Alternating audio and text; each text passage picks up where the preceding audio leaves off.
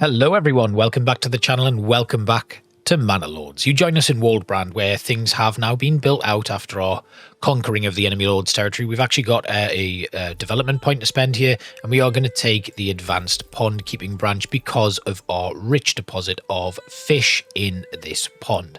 That pretty much sets Waldbrand up, and I'm actually going to leave it for a little bit. It's able to sustain. It's not too much of an issue. We've got some weather damage over here, but that's not really a problem. We're going to head on over now to Zweiau, where you will see these houses have now been converted into tailors shops and are starting to outfit our army with gambesons to protect them when we move on to the next phase of battle. Over in Goldhof, not much has changed. Everything is kind of moving pretty smoothly there, and I don't really have anything to report on it. I'm not planning on expanding it any further. It's doing a job as it is, and I'm not too worried about its future. Again, it's not really a settlement that offers us much. The resource spread is not great, so it's somewhere where we're just going to kind of ignore for now. Over in Eichenhau, though, is where the main focus of today's episode is going to be. I've noticed for a while our settlers don't seem to have great access to fuel, and it means that this forested area isn't really working, so I'm inclined to actually demolish everything here. So we are going to start demolishing some of the burgage plots here, and that is obviously going to leave some people homeless. And we're going to very quickly build a brand new area for them to live. The two communal ovens and that sheep farm we're also going to demolish. Well, we're going to move the communal oven. And then these burgage plots are going to be demolished as well. Now, I think these people actually work in the farms or the granary, so they're going to be without homes for a little bit, but we are going to sort that out very, very quickly. Now, over here, there's a little bit where the path kind of tops out. So we are going to move along here and create a new curved road. Then we're going to be able to put some new burgage plots in here. I am just going to draw a road down here just to mark the edge of the map there. I don't want anything to kind of mess around with that. Then we can put some new houses in that area. And then over here, going along and kind of behind the... I think that's a granary there. We're going to build another little road. Yes, it is the granary. And then our communal ovens are going to be demolished. And they are going to move into that space there. So again, we'll demolish the communal ovens. They will then get cleared out, and we will start building our brand new ovens in this space here. We'll put two in there, and then that is good to go. Now, this space here is actually going to be reforested, so we're going to demolish the charcoal kiln that we've built there. We'll also demolish this one. And then I think that's a stable, so we're going to move that stable down here on the edge of the map, close to the windmill. The saw pit, again, we're going to demolish that. And we are going to demolish the woodcutter's lodge here. This forester's hut is actually going to be relocated to the edge here. And they are going to reforest the space that we've just left. Then the logging camp here is going to be demolished to finish it off. And this whole space will now be turned back over to the land from whence it came. So that's good. That is now done. And we can actually start planning out where we're going to build some new houses. The main thing about Eichenhau has been its population. It hasn't really been able to bring in a lot, and changing that now is going to help us in the long run. So we've got space for some burgage plots here that all have extensions to them. That is going to fill that out. Obviously here our windmill is probably going to take a little bit of a hit in terms of how easy, like its efficiency. So that's something that we do need to be very wary of. And it might be potentially time to build a new windmill somewhere else to help that out. Now, over here is where I plan to build my new kind of forestry area. And we're going to start by building a logging camp right over here on this road. We are then going to build a second forester's hut right next to that logging camp. We'll kind of put it across the road from it, actually. There we go. That goes in. And then the saw pit will go on the other side of the road here. Then we want to build a woodcutter's lodge a little bit further down. Probably just there. And then lastly, we are going to build a couple of charcoal kilns. We don't have enough wood for that, so we'll let them build. And once they are constructed, I will explain the next phase of the plan. So this forester's hut currently... The one that we're moving over here is going to go and reforest this area here. I'm actually going to delete the road that goes into this space. So once that's gone, And that one as well. All of that will go back to the land, and it's going to look much better. So we're looking pretty good so far, and there's a few more things that we need to do in here. Obviously, we are going to have to wait for Eichenhau to kind of get all of this stuff done that we've asked them to do. These burgage plots will be upgraded very quickly, and we'll be able to push forward with the next phase of the plan. Now, I do want to have my woodcutters lodge as a high priority, and the charcoal kilns at the highest priority as well. They're the most important things for us to get as we head into September and the firewood starts to dwindle a little bit. We're then going to put in some new burgage plots that run along here, and these will probably have some small gardens in, potentially filled with the likes of goats or eggs or something. Once that is done, we'll be able to, let's just have a quick look at what we've got. We've got advanced pond keeping here. We've got charcoal burning and deep mining, but we don't have anything else. So it might well be that we go with trapping and advanced skinning. Oh no, we do want to go with heavy plow here. So I think maybe vegetables is going to be a better idea. We can put in some small vegetable patches, potentially, actually, if we curve this road around to here and then have it all kind of link up there. We can then put in some burgage plots in this space here, and they will be able to service that area there without causing too much of a dent on our natural landscape. So we still have 6 homeless people here, and there's nothing we can do about that until we get some more logs. But the logging camp is just about done, and there we go. We'll put 3 people working into that, and then have the logging camp come over here and start clearing out that space. Then our woodcutters lodge, once it's built, there it is, they will start coming into this area here and start clearing out that land. Our foresters shouldn't be too far behind, so they can actually start foresting this area here. And this is where most of my new forestry is going to take place. Then that is done. These burgage plots now, as soon as we start getting in some timber, can be upgraded. Oh, we've got an enemy unit somewhere. Where are they? There are bandits somewhere. Just don't know where. Right, this could change things. Let's get the army ready.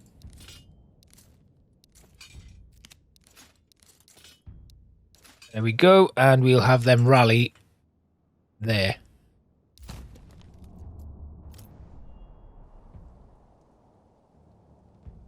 Okay, where are they? Have a quick look. There they are. They're coming in through Immenruth. So my armies, hopefully they're not going to target there, but we'll grab these guys and we'll have them head on over. Oh, they can't go to Eichenhau. I've just started developing there.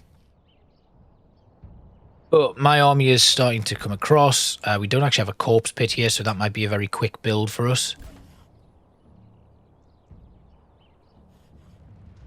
Right, okay, good. So my army has managed to get there pretty quickly. And we are going to just have them pull back a little bit and form up there.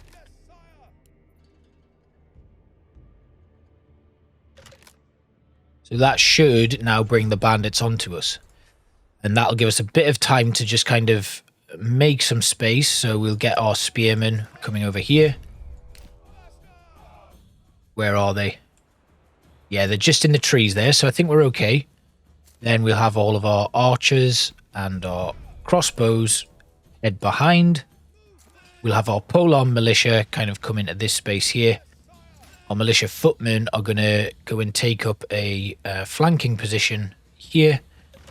And the retinue, because I don't really want to lose them yet, we're going to put them there.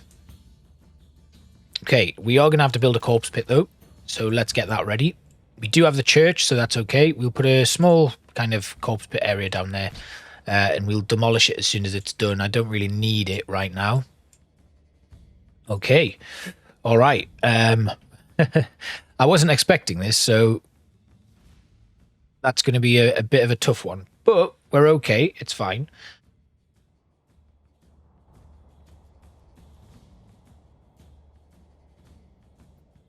Here we go then. We're just going to speed up. Let them come on to us.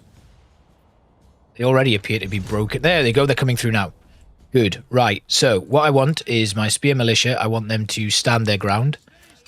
Both of them. And they're coming in now, which is good. And then we'll have... Oh, they're broken. That was easy. These guys are going to push forward and attack the brigands. And then our retinue is going to push straight through. We're going to have these guys charge in. Pushing forward now.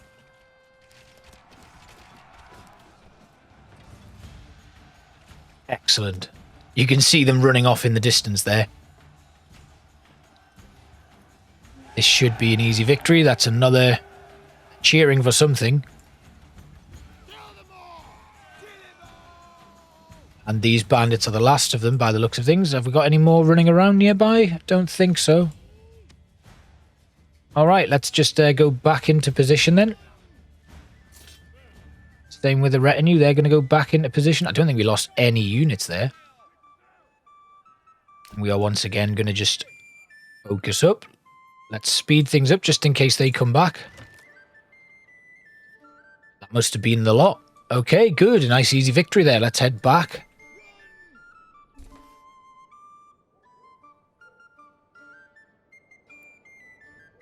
And then we can disband them once they arrive home. Nice. Okay. Obviously, we've got winter approaching now. That's something we're going to have to be very careful of. But we'll get this corpse pit up and running so that people can bury the dead. And as you can see, everything has kind of come back around. And now we've got fuel being gathered. We've got the logging camp up and running. And hopefully that means some more of our burgage plots. We can actually expand the living spaces here. And once expanded, the homeless population should be able to move in. Let's speed up. This forester's hut now has 2 people working in it, and they are replanting stuff over there. I actually want to move that a little bit because it's quite close to where I'm cutting down quite a few trees. So let's just pull this down a little bit. Goldhof is running out of fuel. That might be something we need to go look at. So let's go over to Goldhof. Fuel very low. Do they actually have a... I don't think they do. Forager hut there. No, they don't actually have anywhere where they can make. Ooh, we've missed a trick there, haven't we? Ooh, that's not good. Right, let's get a woodcutter's lodge set up here in Goldhof. I thought I had one. I honestly thought I had one. Let's just make sure that they are cutting logs over in a very particular area. In fact, we don't need them right now, so we can take them out. Let's speed up again.